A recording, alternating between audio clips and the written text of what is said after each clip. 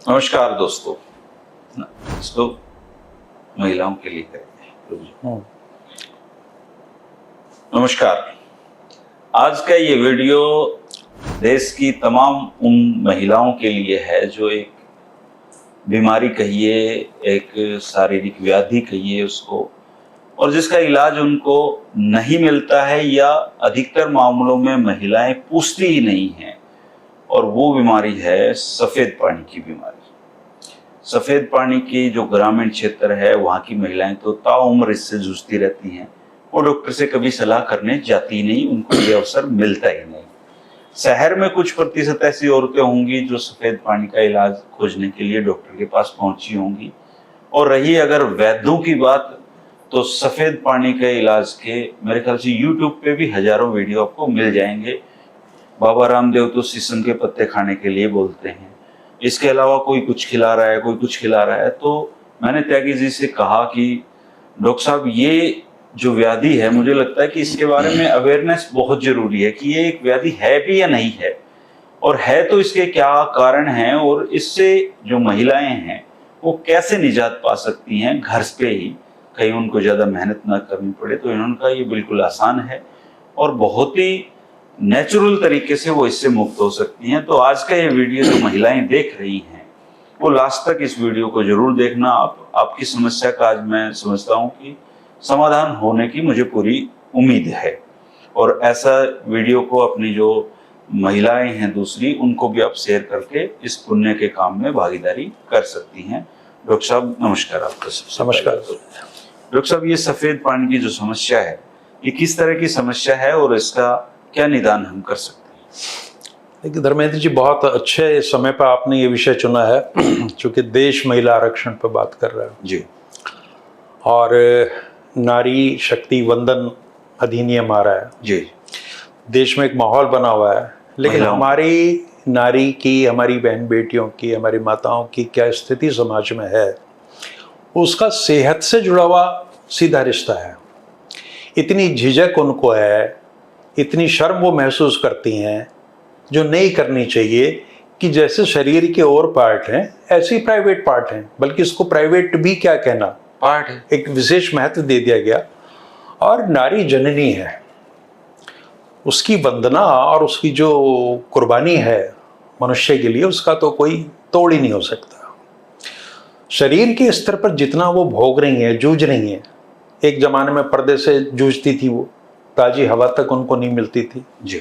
और अजीब से माहौल में वो खाना बनाना और ये सारी चीज़ें करना, और संयुक्त परिवारों में, बड़े बड़े परिवारों में रहना, और वो किस तरह से उनको हर पल पे संघर्ष करना पड़ता था अपनी चीज़ों से। और जो जीवन साथी है उससे भी आप बहुत सारी चीज़ें शेयर नहीं कर पा रहे थे।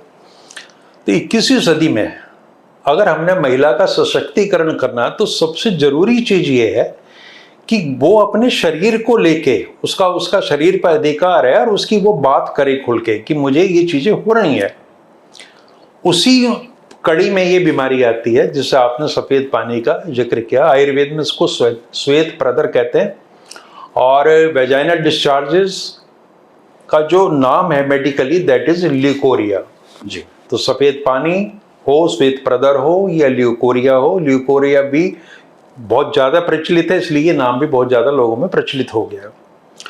और इसके इलाज के दावे करने वाले बहुत लोग हैं।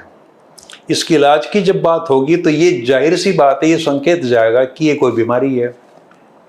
बीमारी है तभी इलाज है। तो हमें इसको दो कैटेगरी में रखना पड़ा कि एक तो बहुत ही नॉर्मल प्रोसीजर है, वेजाइनल डिस्चार्जेस, वेजाइने में जो ग्लैंड्स हैं वो सीक्रेट करती रहती हैं, वो निकलता रहता है। और जो गर्भाशय का जो द्वार है जिसको हम सर्विक्स बोलते हैं, वहाँ से भी निकलता है, और वेजाइना के जो स्ट्रक्चर है वहाँ से भी चीज़ें निकलती हैं। और ये कुदरत ने इतना बढ़िया इंतज़ाम किया है कि ये वेजाइनल ऑर्गन्स की सेहत के लिए बहुत ज़रूरी है। तो जब तक ये नॉर्मल है तब तक कोई चिंता करने की जरूरत नहीं, बिल्कुल भी चिंता करने की जरूरत नहीं है। और नॉर्मल कब तक है? नॉर्मल तब तक है जब तक इसका कलर नहीं बदल जाता। अच्छा। वाइट डिस्चार्ज जब येलो हो जाएगा या ग्रे हो जाएगा या येलो हो जाएगा या उसमें से एक ऑर्डर गंध आनी शुरू हो जाएगी अजीब किस्म की, है ना, या फिर पेल्विक रीजन में पेट के आसपास दर्द रहेगा, या प्राइवेट पार्ट्स में इचिंग होगी, खुजली होगी। ये सारी चीजें हैं जब हमें थोड़ा अलर्ट होना पड़ेगा कि नॉर्मल से अलग कहीं चीजें जा रही हैं, तो इनकी तरफ हमें ध्यान देना चाहिए। अब ऐसा होता बहुत होता है, नॉर्मल के अलावा एबनॉर्मल भी उतना ही ज़्यादा प्रचलित है। नॉर्मल में तो कोई दिक्कत है नहीं, नॉर्मल को भी कुछ लोग दिक्कत मान के ट्रीट करते रहते हैं, चूंकि वो अवेयरनेस का अभाव है, पता ही नहीं है। हाँ, जबकि उनको ये पता होना चाहिए कि ये जो कुदरत ने जो सिस्टम किया हुआ है, ये ओवरऑल उसकी सेहत के लिए बहुत ज़रूरी है। अब जो एबनॉर्मल चीज़ें हैं उसके इलाज के दावे करने की चीज़ें आ जाती हैं, चूँकि वो आसानी से नियंत्रित होती नहीं है, कंट्रोल नहीं होती, तो उसमें हस्तक्षेप हो जाते हैं कि कोई कहेगा इस जड़ी बूटी से हो जाएगा, कोई ये तरीका बताएगा, दुनिया भर की चीज़ें भरी पड़ी हैं उस पर, और वो कुछ हद तक काम भी करती हैं, ऐसा नहीं है कि उसका कोई असर नहीं है। बट हमें ये ध्यान रखना है कि अगर हम नॉर्मल कोई महिला है उसे, तो वो एबनॉर्मल स्टेज में ना जा पाए जी। तो पहली चीज़ है प्रिवेंशन, कि ये शुरुआत तो कभी होगी एबनॉर्मल चीज़ों की, तो जैसे ही हो वो उसको उसकी तरफ ध्यान दे, सतर्क हो जाए, और होने के बाद अगर हो गया है तो बिल्कुल उसको इमीडिएटली गायनेकोलॉजिस्ट से, महिला रोग विशेषज्ञ से बात करनी चाहिए जाके, और उसका प्राइमरी स्टेज में जो इनिशियल स्टेज है उसमें बाकायदा उसका ट्रीटमेंट हो जाता है। कई बार ये बहुत अड़ियल हो जाता है, इन्फेक्शन रिकैल्सिट्रेंट हो जाता है, मतलब इतने हैं कि आप इलाज पे इलाज किए जा रहे हैं मॉडर्न मेडिकल साइंस से ही, और आप वो ठीक नहीं हो पा रहा। तो मेन चीज है संक्रमण। संक्रमण कहाँ से आएगा? जब हाइजीन आपकी ठीक नहीं होगी। तो बेसिक सिद्धांत ये है कि आपका वो एरिया जिसे हम प्राइवेट पार्ट्स कहते हैं वो हमेशा ड्राई होना चाहिए, वहाँ की सफाई नितांत आवश्यक है हर हालत में, और उसके लिए ज़रूरी है कि आप जो अंडर गारमेंट्स पहनते हैं वो कॉटन के होने चाहिए। अच्छा। तो एक हवा का प्रभाव बना रहे, बिल्कुल साफ सुथरा रहे, हर बार यूरिनेशन के बाद में अच्छी तरह से उसको क्लीन किया जाए। तो अगर ये प्रिकॉशंस रखी जाएंगी तो जाहिर सी बात है संक्रमण की संभावनाएं खत्म हो जाएगी। तो जो इन्फेक्शन है, वेजाइनल इन्फेक्शंस हैं, ये 3 चीज़ों से होते हैं जी। प्रोटोजोआ, बैक्टीरिया और फंगस। फंगस बिल्कुल सीधी सी बात है, जहाँ ह्यूमिडिटी होगी, नमी होगी, सफाई नहीं होगी, वहाँ फंगस बनने की संभावनाएं बनी रहेंगी। बैक्टीरियल इन्फेक्शन ट्रांसमिट होते रहते हैं, अगर कहीं यूटेरस में है तो वो ट्रांसमिट हो जाएगा। अगर कोई एनल इन्फेक्शन है, चूँकि इसमें टॉयलेट की ट्रेनिंग देना भी बहुत ज़रूरी होता है, उसकी वॉशिंग को लेके भी एक सिद्धांत है, तो अगर उन चीज़ों को अवॉइड करना पड़ता है तो तब जाके अगर मूल कारण आपने इन्फेक्शन को ट्रीट कर लिया प्रॉपरली, एंटीबायोटिक देके, एंटी फंगल क्रीम देके या एंटी फंगल ट्रीटमेंट देके, और एक बड़ी कॉमन दवाई है मॉडर्न मेडिकल साइंस में मेट्रोनिडाजोल, टिनिडाजोल, तो इससे भी इन चीज़ों का फर्क पड़ता है।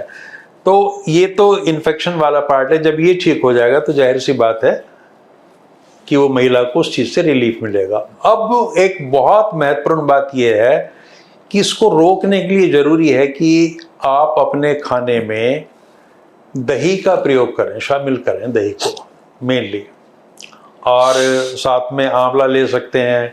एक आयुर्वेद की बातें मैं बता रहा हूँ, धनिए का बड़ा बहुत प्रयोग है कि 2-3 चम्मच आप धनिया लें, रात को भिगो लें, सुबह खा लें उसको। तो एक पर्सनल हाइजीन बहुत ज़रूरी है, दूसरे अपने खाने पीने का डाइट को आपको ध्यान रखना है। तो इन सारी प्रिकॉशंस को आप रखेंगे तो जाहिर सी बात है कि फिर ये ल्यूकोरिया की प्रॉब्लम नहीं होगी। और आयुर्वेद में इसके केवल दावे नहीं है, परमानेंट इसके इलाज भी हैं। वो उस स्थिति में जब इन्फेक्शन बहुत हठीला हो गया है, बहुत वो जाने का नाम नहीं ले रहा है, तो एक लंबे ट्रीटमेंट के बाद में, आयुर्वेदिक ट्रीटमेंट के बाद ये चीज़ें सामान्य हो सकती हैं और इसमें कोई चिंता की बात नहीं है। त्यागी जी, आपने बहुत ही अच्छे तरीके से बताया है कि ल्यूकेरिया का क्या ट्रीटमेंट हो सकता है और किस तरीके से इसको महिलाएं लें। लेकिन सबसे बड़ी बात ये आती है कि जो महिलाएं यूट्यूब पे इसको गांव में बैठी देख रही हैं, या जिनको डॉक्टर की सुविधा ही उपलब्ध नहीं है या निकट भविष्य में उपलब्ध होगी, ऐसी महिलाओं के लिए आप कैसे, कोई क्या इसका घरेलू समाधान भी है कोई इस तरह? तो जैसे मैंने बताया कि धनिए के बीज का चूर्ण आपने भिगो कर रखना, वो सुबह लेना है, अपनी डाइट में आंवला शामिल करना है, अपनी डाइट में कम से कम 1 कटोरी आपने चाहे उसमें लें, ब्रेकफास्ट में लें या लंच में लें, वो ज़रूर शामिल करें, क्योंकि उससे जो यूज़फुल बैक्टीरिया उनका प्रोडक्शन बढ़ता है और उससे पूरी हमारी गट का जो सेहत है वो भी सुधरती है और उसका परिणाम स्वरूप जो दूसरे अंग हैं उनमें भी उसका लाभ दिखता है। और ऐसे में एक बड़ी चर्चित दवाई है आयुर्वेद में, चंद्रप्रभा बटी। अच्छा। हाँ, गांव में लोग भी जानते हैं, कहीं भी मिल जाएगी, कहीं भी मिल जाएगी आराम से। तो उसका सेवन किया जा सकता है। कितनी गोलियां ली? उसकी आप 2 टैबलेट ले सकते हैं, सुबह शाम 1-1 ले लें या 2-2 ले लें, कोई फर्क नहीं पड़ता उससे, लेकिन लंबे टाइम तक वो लेनी होंगी। तो ये सारे घरेलू उपचार जो मैंने बताया, खाने पीने की सावधानी है, पर्सनल हाइजीन सबसे ज़्यादा ज़रूरी है। और इस सब के बाद भी अगर चीज़ें काबू में नहीं आ रही तो इन्फेक्शन के लिए तो जाहिर सी बात है गायनेकोलॉजिस्ट को आपको मिलना ही होगा। वो उसमें कई बार क्या है कि उस जो डिस्चार्ज आ रहा है उसका केमिकल एनालिसिस करते हैं, पैथोलॉजी लैब में भेजते हैं, तो कई तरह की उसमें इन्वेस्टिगेशन होते हैं। तो वो एक परमानेंट पिक्चर सामने आ जाएगी कि इसकी वजह क्या है। तो जब उस वजह को, अंडरलाइन कॉज को आप ट्रीट करोगे तो ये सिम्टम ही है मात्र, तो ये भी ठीक हो जाएगा। अब सबसे अहम बात ये है कि ये इन चीजों के साथ साथ पर्सनल जो हाइजीन है, उसकी साफ सफाई का विशेष ध्यान रखेंगे वो तो महत्वपूर्ण है। सबसे अहम चीज ये है, पर्सनल हाइजीन रहेगा तो कम से कम फंगल इन्फेक्शन तो होगा ही नहीं किसी भी सूरत में। ठीक है, बैक्टीरिया की ग्रोथ के लिए भी माहौल नहीं होगा। और जैसा हमने शुरू में बताया था कि जो लुब्रिकेंट का काम कर रहा है वो जो वेजाइनल डिस्चार्ज है वो नॉर्मल है, तो वो एक अपने आप में ट्रीटमेंट है। अच्छा, जब तक वो नॉर्मल जिसको बीमारी समझ बैठे, हाँ, जिसे बीमारी, वो दैट इज ट्रीटमेंट। अगर वो नहीं होगा तो पूरी ड्राइनेस रहेगी और ड्राइनेस के चलते बहुत सारी प्रॉब्लम आ जाएंगी। तो आमतौर पे ये समस्या उतनी बड़ी समस्या नहीं है जितना महिलाओं ने इसको समझ लिया है। और इसका सबसे बड़ा कारण ये है कि अवेयरनेस इस बारे में, क्योंकि ये एक ऐसा टॉपिक है जिसपे आमतौर पे लोग बात ही नहीं करते। जी, या महिलाएं भी बात नहीं करेंगी इस टॉपिक पे। तो मुझे लगता है कि आपको एक बेसिक ज्ञान इस चीज का हो गया होगा। सर ने कुछ सुझाव आपको दिए हैं जिसको आप अपना के घर पे बहुत अच्छे से रह सकते हैं। पर्सनल हाइजीन का आपको ध्यान रखना है। इसके बावजूद भी अगर आपका कोई सवाल इससे संबंधित रह गया हो किसी बहन का, तो वो कमेंट करके त्यागी सर से, डॉक्टर साहब से पूछ सकती है। मैं इनको वो बताऊंगा और उसका जवाब भी आपको जरूर देंगे। ये हेल्थ का जो चैनल है डॉक्टर साहब का, हमने इसलिए ही शुरू किया है क्योंकि YouTube पे अच्छी जानकारियों के साथ साथ गलत जानकारियां भी प्रचुर मात्रा में भरी पड़ी हैं। और आप कभी कभी अच्छी जानकारी भी लेते हैं, कभी कभी खराब जानकारी भी आपको हासिल हो जाती है, और उससे आपके जो शरीर है, जो मन है, उसमें बहुत बुरे प्रभाव आपको पड़ते हैं। इसलिए किसी भी देसी नुस्खे को, इलाज को करने से पहले 1 लाख बार सोचे, उसके जानकार से पूछें। केवल YouTube पे देख के आप इलाज मत करिए, ये हमारा आपसे एक अनुरोध भी है। इस वीडियो को जो भी बहनें देख रही हैं वो चैनल को सब्सक्राइब करें। आपके शरीर से जुड़ी हुई, आपके स्वास्थ्य से जुड़ी हुई हर विषय पे हम धीरे धीरे करके, एक एक करके वीडियो लाते रहेंगे। डॉक्टर साहब इस बारे में बिल्कुल ये नेक काम हम कर रहे हैं, और डॉक्टर साहब की ये इच्छा है कि आप सब लोग स्वस्थ रहें, इसलिए ये वीडियो बनाए जा रहे हैं। इसलिए आपसे ये भी अनुरोध मैं करूंगा कि चैनल को आप सब्सक्राइब कर ले, ताकि अगला वीडियो जब भी आए आपके पास नोटिफिकेशन पहुंच जाए। शुक्रिया डॉक्टर साहब, आपने इतनी महत्वपूर्ण जानकारी दी।